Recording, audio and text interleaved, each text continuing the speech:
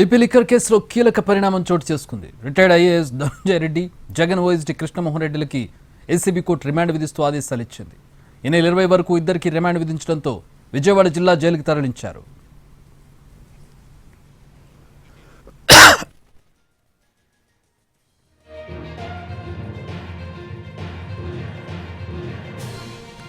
AP liquor scam కేసులో మరో ఇద్దరు నిందితులకు ఏసీబీ న్యాయస్థానం రిమాండ్ విధించింది.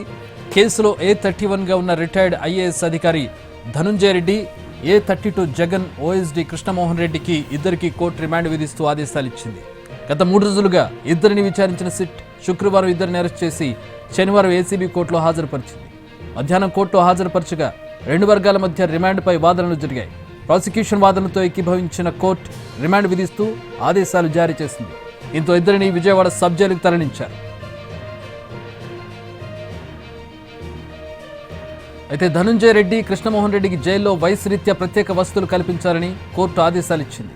వెస్ట్రన్ కమోడ్, మంచం, దిండు, దుప్పటి, డ్రై ఫ్రూట్స్కు అనుమతిస్తూ న్యాయమూర్తి ఆదేశాలు ఇచ్చారు.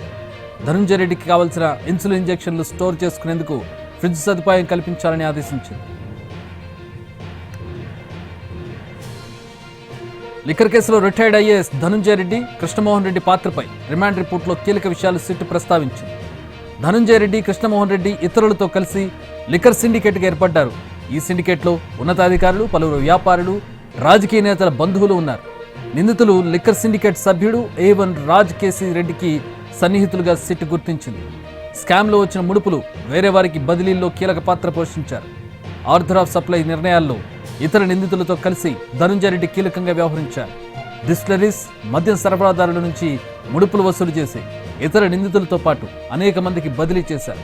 లిక్కర్ స్కామ్లో A1 సన్నిహితుల నుంచి వసూలు చేసి చివరకు ఎవరికి చేర్చారో గుర్తించాల్సిందని సిట్ అంటోంది.